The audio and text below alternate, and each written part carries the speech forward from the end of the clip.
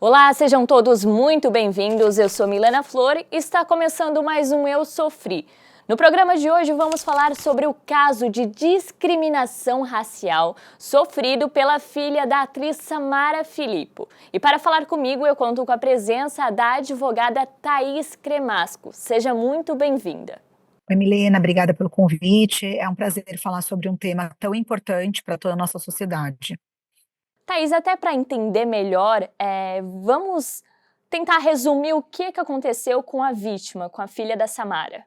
Bom, a filha da Samara, a Alicia, né, ela estava na escola e ela tem bastante cuidado com o caderno dela, com as anotações pessoais. Esse caderno foi subtraído por duas colegas de classe e essas colegas fizeram injúrias, ofensas relacionadas à raça da filha da Alicia, né, a filha da Samara, a Alicia, e daí, em decorrência dessa situação, não devolveram o caderno e o caderno foi encontrado no achados e perdidos da escola. E como ninguém dizia, ninguém confessava, né, o que havia acontecido, a direção da escola determinou, então, que cancelaria ou suspenderia um estudo do meio, né, um estudo, um passeio que aqueles adolescentes fariam, até que a pessoa que tinha sido responsável, que tivesse sido responsável, se entregasse, né, fosse falar com a diretoria. E isso de fato aconteceu. Duas alunas foram até a diretoria e informaram que haviam sido elas que retiraram o caderno, fizeram a ofensa racista e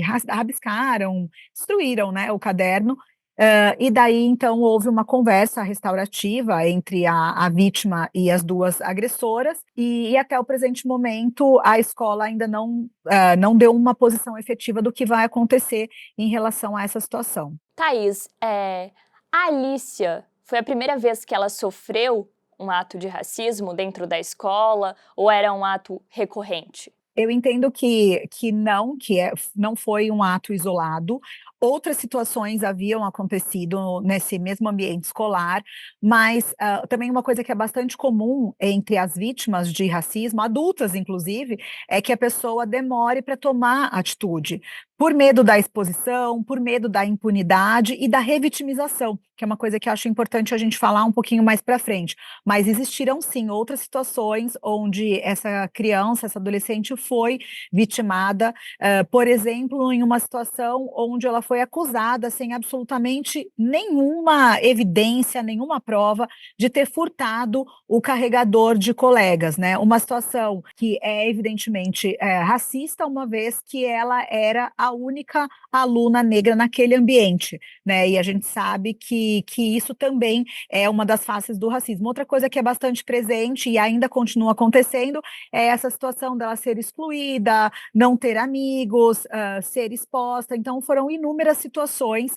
mas que a vítima não quis, não teve coragem de levar para frente por medo de novas retaliações. E Thaís, desde o primeiro momento, a escola acolheu a Alicia? Como é que foi essa atitude quando ela contou que estava sofrendo? Depende do que a gente entende por acolhimento, né?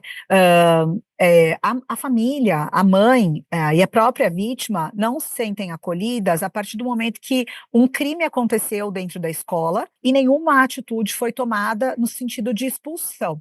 A gente sabe, existe a discussão, a criança não comete crime, mas eu acho que no nosso país, criança branca e privilegiada não comete crime, né? Porque a gente sabe que existe a Fundação Casa, que inúmeras crianças que não têm nenhum tipo de acesso são revitimizadas no nosso sistema, que são punidas, né, severamente por situações muito menos graves que essa.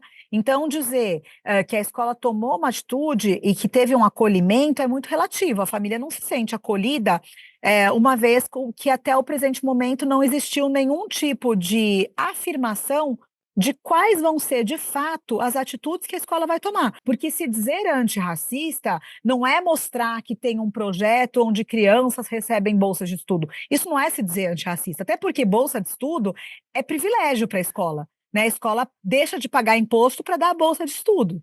Então, dizer-se antirracista não é suficiente. Qual é a efetiva, quais são as atitudes efetivas tomadas até o presente momento? Nenhuma. Uma criança se retirou da escola e a outra criança continua suspensa. Então, a família não se sente acolhida a partir do momento em que não há uma atitude que demonstra que a escola está, de fato, entendendo a gravidade de um crime inafiançável, imprescritível, como é o racismo. Infelizmente, no nosso país, não existe uma condução séria para esse tipo de crime. Pergunto para vocês, que estão aqui nos ouvindo, e se fosse um estupro? E se fosse droga, venda de droga na escola? A atitude seria a mesma? Há poucos meses atrás, essa mesma instituição expulsou um aluno pelo cometimento de ter feito um cigarro de maconha no pátio da escola. Mas o que é mais grave? A maconha ou o racismo? Eu respondo, como advogada, o racismo é mais grave, tanto por pena, quanto prescrição, quanto por não ser um crime inafiançável, como ser um crime que está na nossa Constituição Federal dita como crime.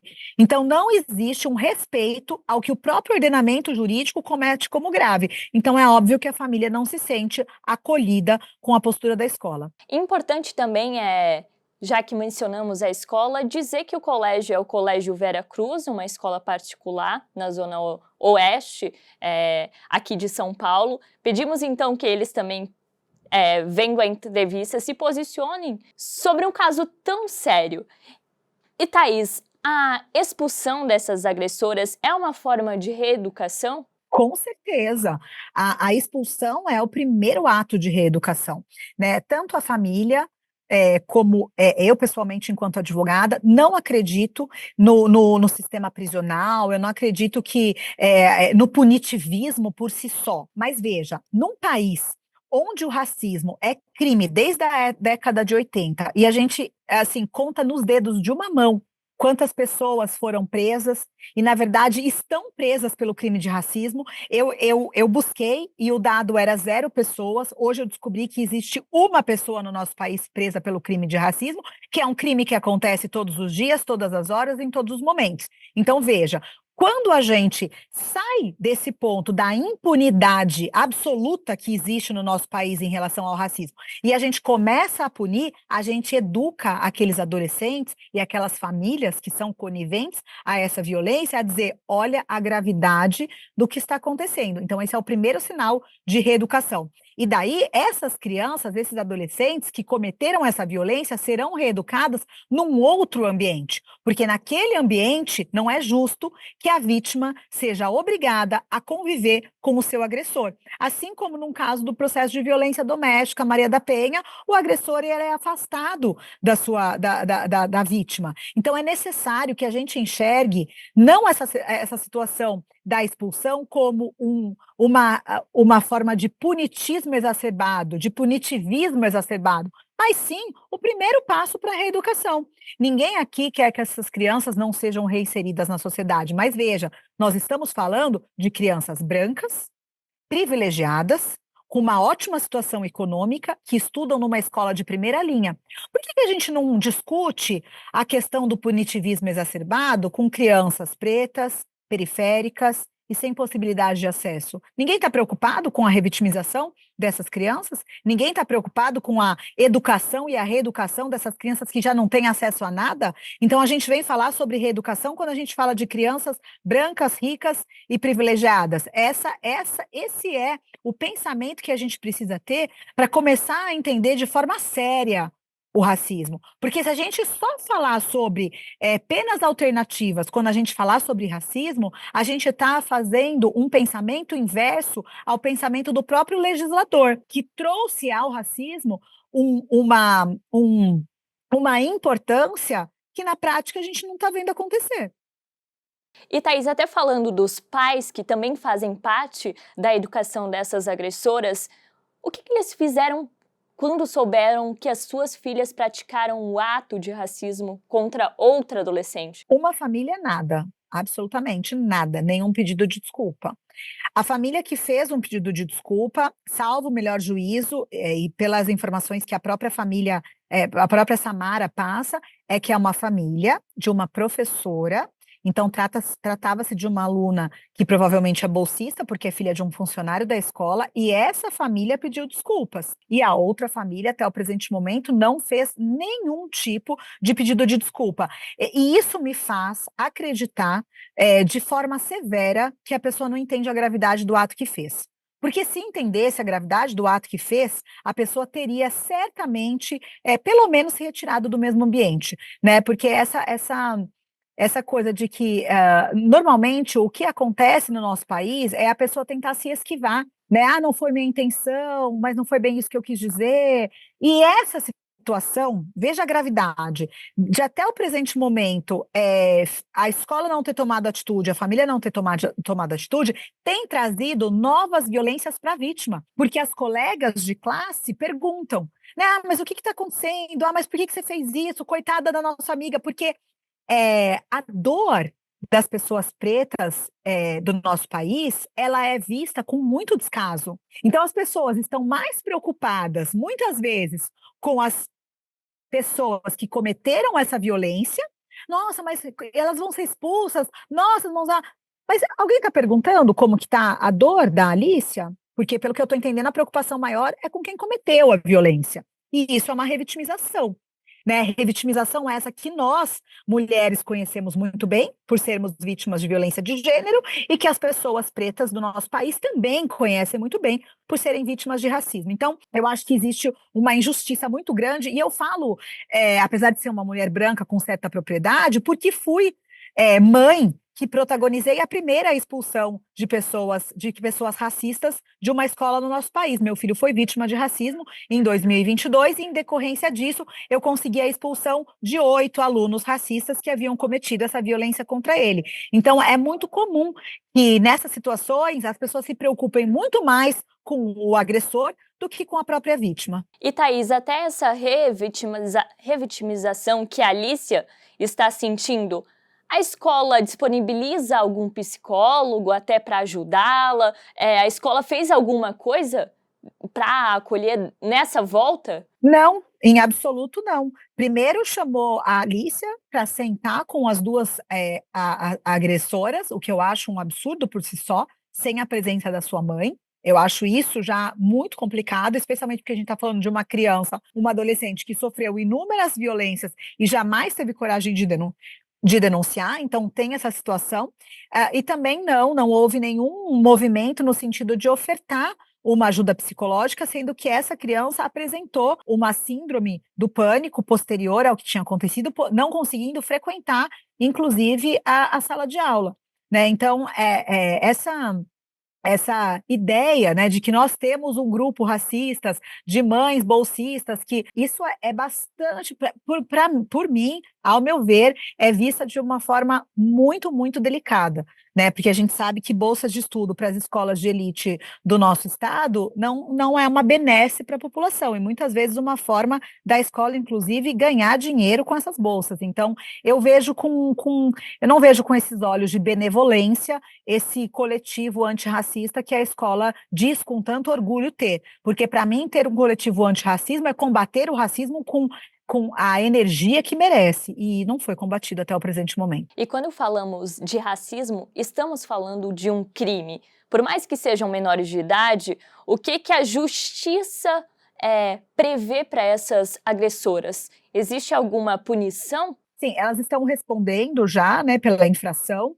O nome de crime, quando é cometido por menores de idade, é infração. E repito que esse cuidado só existe quando estamos falando de crianças brancas e crianças que têm privilégios, né? Porque se não fossem crianças com privilégio, a gente estaria discutindo a necessidade da redução da maioridade penal, né? Então, a gente precisa falar da hipocrisia que existe no nosso país em relação a essa questão. Né? Então, sim, são infrações.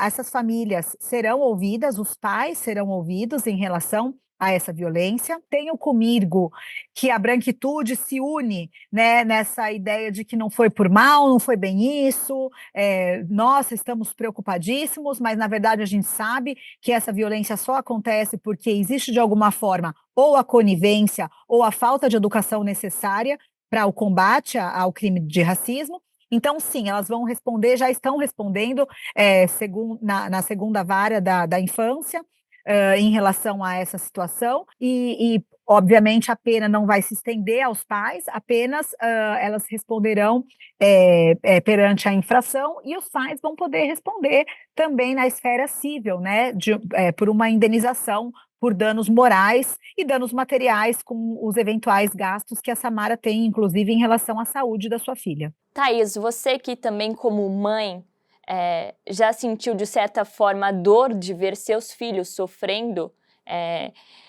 também acolheu a Samara de certa forma. Como é que você como mãe pode instruir outras mães a fazer com que seus filhos, de certa forma, que passam por isso, denunciem ou falem o que estão passando? A primeira coisa é ter provas, né? Ter provas das violências. Muitas vezes a impunidade ela reside justamente no fato de ser a narrativa de uma pessoa contra a narrativa de outra. Então, nessas situações, é muito importante que a família, a mãe, a vítima, tenha provas dessa situação que vivenciou. Eu acredito que o maior motivo do sucesso, né, nesse caso onde eu vivenciei, eu tinha todos os prints de WhatsApp, de todas as violências que o meu filho e toda a comunidade sofreu, porque além do racismo, tinha homofobia, tinha antissemitismo, foi um caso onde realmente foi um divisor de águas, pelo menos para mim, para entender como os adolescentes do nosso país precisam urgentemente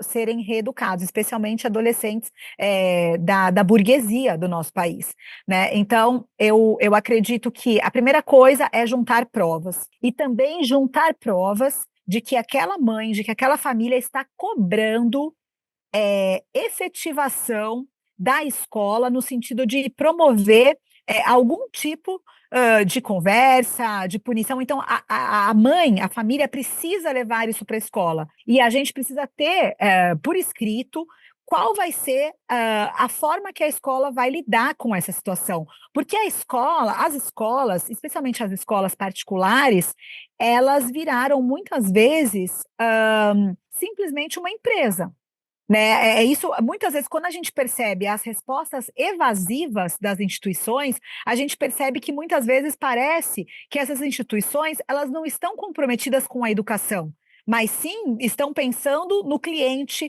né, no pagamento da mensalidade, porque a gente precisa saber, né? Eu acho que tem que ter um compromisso sério com o combate às violências.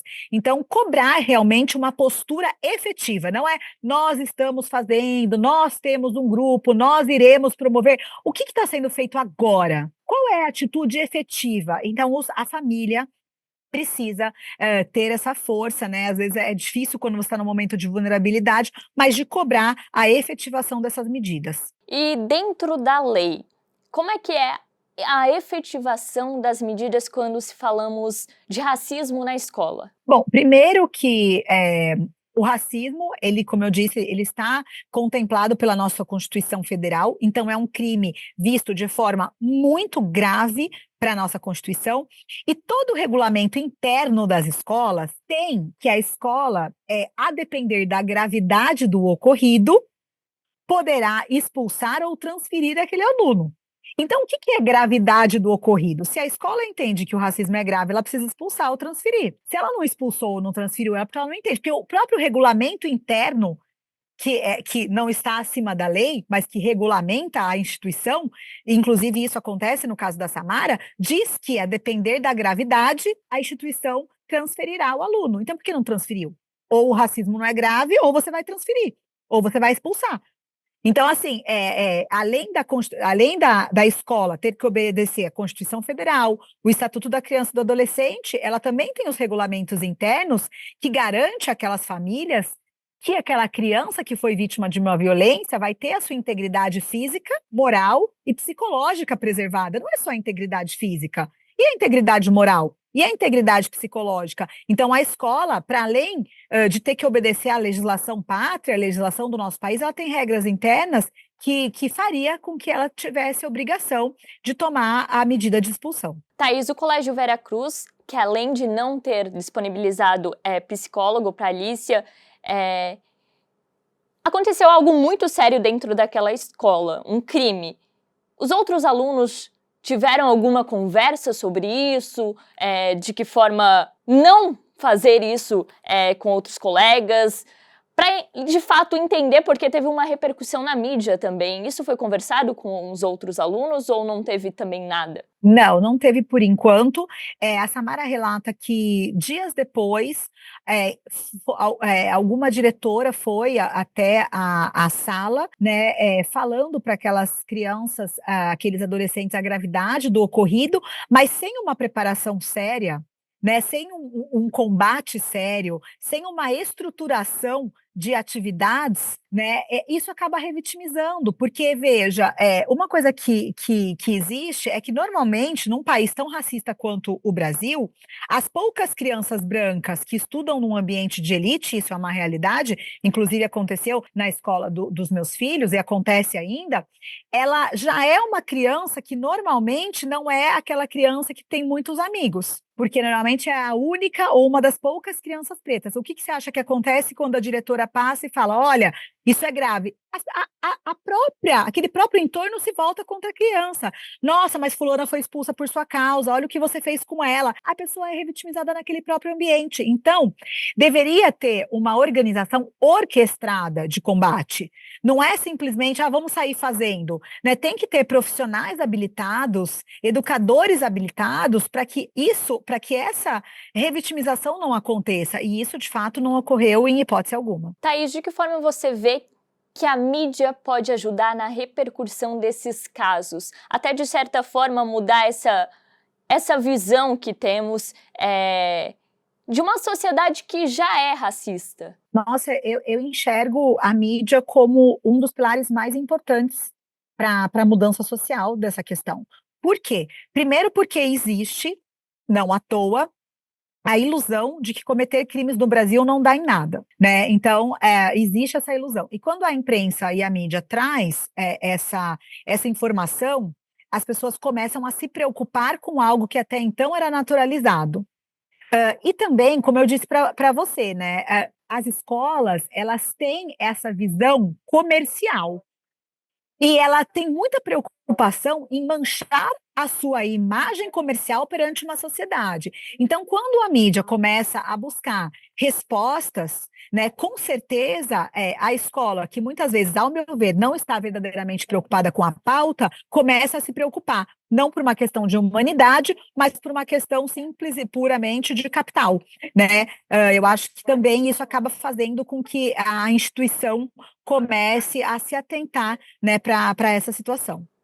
Thaís, como é que está também a Samara nessa situação toda? Porque, de certa forma, você que já passou por isso, orientou ela em coisas que você já passou. Como é que ela está? Bom, é nítido a dificuldade de conviver com isso. Eu costumo dizer, e eu disse para ela numa das nossas primeiras consultas, que se as pessoas brancas vivessem um dia como uma pessoa preta, o racismo teria acabado no nosso país. Então, o racismo é uma violência tão grande que, quando acomete um filho ou alguém que você ama e você percebe a gravidade daquilo, você fica absolutamente consternada. E é o que a Samara está vivenciando hoje. É uma violência que atravessa, né? Ela tem muita dificuldade de falar sobre o assunto sem se emocionar.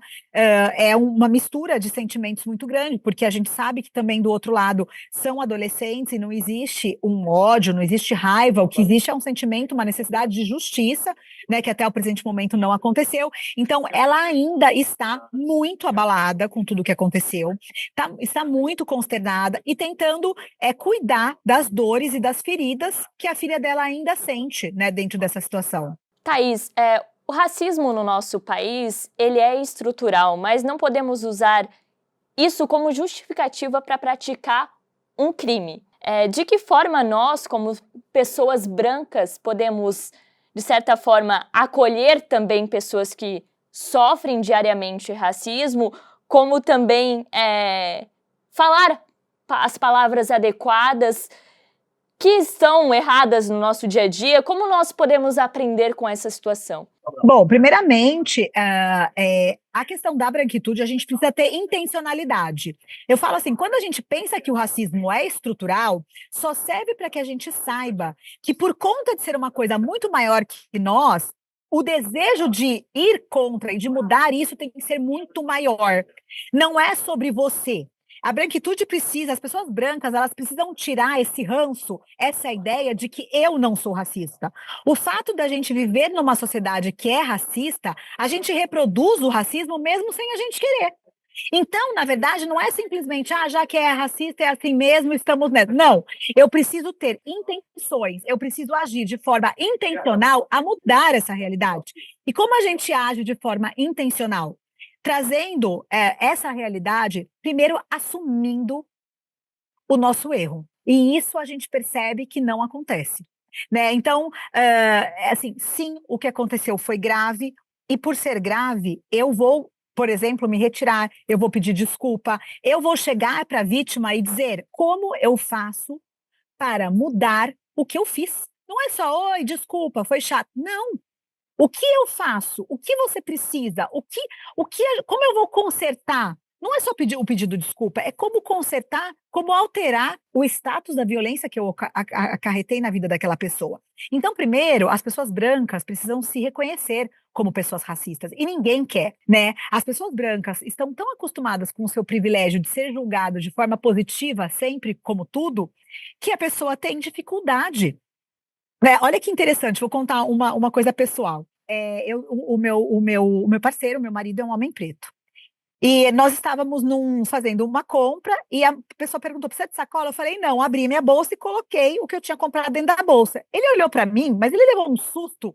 Ele falou: Thaís, como que você colocou uma coisa? Eu falei: mas é lógico. Ele falou: Thaís, na minha cabeça, eu, Thaís, nunca imaginei, e eu tenho filhos de 17 anos, ou seja, eu convivo com outra etnia, com as pessoas pretas, desde disso, né? Então, assim, eu parei, eu falei assim, nossa, mas qual é o problema? Ele falou, todo.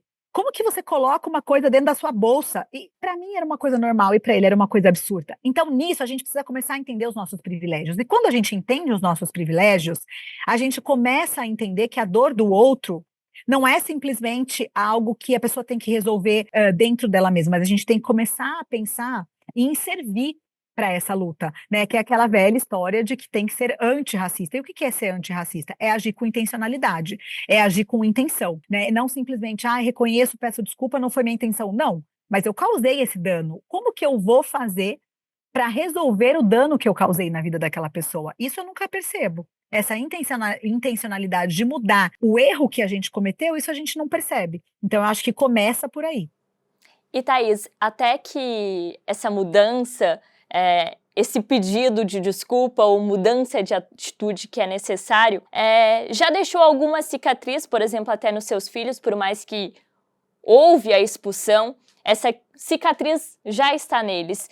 Como se pode curar ou amenizar essa cicatriz? Eu te falo com muita segurança, eu trabalho há muitos anos com essa questão do racismo, especialmente no ambiente de trabalho. Então, eu te falo com muita segurança que quando você perguntar para qualquer pessoa preta qual foi a primeira situação de racismo que ela vivenciou, ela vai lembrar de algo que aconteceu com 4, 5 anos de idade. Então, a gente está dizendo que essas pessoas que cometem o racismo, elas causam marcas intransponíveis na vida das pessoas.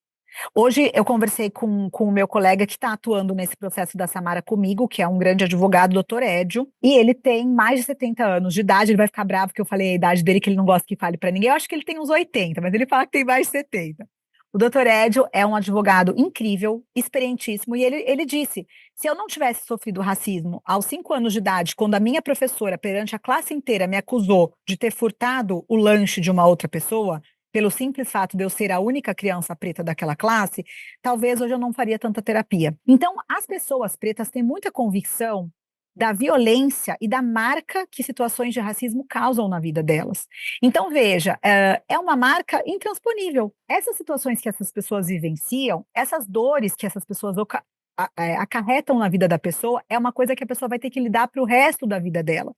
Então, nada mais humano do que ao ter cometido uma violência dessa magnitude na vida de alguém, ao invés de questionar por que doeu? Nossa, mas por que você está se sentindo ofendida? Não foi minha intenção, não interessa a sua intenção. O fato é que você acarretou aquela dor na pessoa. Então, agora, depois de ter acontecido isso, o que resta é perguntar de fato como você pode ajudar? E daí isso é uma construção conjunta, não tem uma resposta pronta para essa pergunta. Ah, vai ser através de uma terapia, justiça restaurativa, rodas de conversa, o que vai fazer? Mas eu tenho certeza que o primeiro momento para essa violência é não ter que conviver com o seu agressor. Thaís, eu vou pedir até para você deixar um recado final como mãe, para que seu filho veja no futuro o que você gostaria que ele sentisse. Sim. Bom, primeiro que se hoje, né, nós estamos aqui conversando sobre o impacto do racismo na vida das pessoas e a necessidade de que a branquitude se una para, né, porque se o racismo existe é porque a branquitude inventou, né, fomos nós que somos os responsáveis por ter escravizado durante séculos a população preta, estuprado, matado, violentado, escravizado essas pessoas. Então, nós temos responsabilidade de desfazer a violência que a gente criou. Mas se hoje nós estamos aqui podendo falar abertamente sobre isso, é porque muitas pessoas lutaram e usaram e entregaram a sua própria vida a essa luta. Quantas pessoas precisaram morrer para que hoje nós pudéssemos estar aqui falando sobre a importância de combater esse tipo de violência? Então, eu acredito que essa luta começa como uma forma de honrar todas as pessoas que perderam as suas vidas e que lutaram incessantemente para que o mundo fosse um lugar diferente. E que então, nós, eu, você, o meu filho e todos que vierem, né, depois de nós, eles também se apoderem dessa luta e criem, nos ajudem a criar um mundo melhor, né, um mundo onde exista igualdade racial, democracia racial, né, que não existe. Então, a ONU deu em uma das suas manifestações que precisaremos de 300 anos para nos equiparar aos homens. Nós, mulheres, precisaremos de 300 anos para estar em pé de igualdade salarial e igualdade de direitos em relação ao homem, isso em nível global.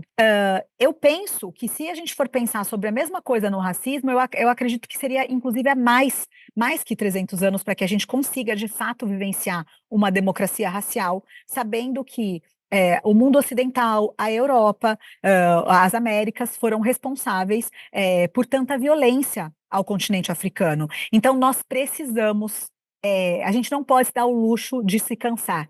Nós precisamos lutar incessantemente para que haja igualdade e libertação verdadeira, né, do povo africano, das pessoas afrodescendentes que vivem no nosso país e no mundo inteiro, depois de ter sofrido tantas violências e continuam sofrendo tantas violências, violências essas que estão aqui, estampadas em salário, em população carcerária, em violência, qualquer índice, habitação, qualquer índice que você pegar, representação de pessoas pretas na política, representação de pessoas pretas no sistema prisional, todos os índices sociais que você pegar do nosso país, você vai ver a estampa indiscutível do racismo em cada um desses itens.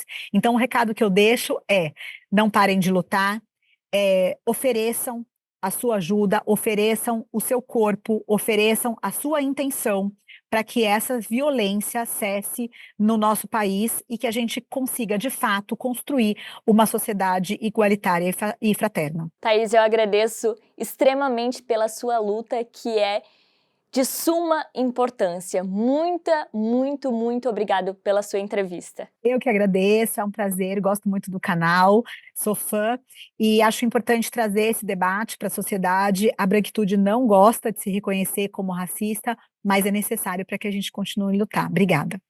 E agradeço também a você que assistiu até o final. Tenham todos um bom dia e caso a gente não se vê, boa tarde e boa noite.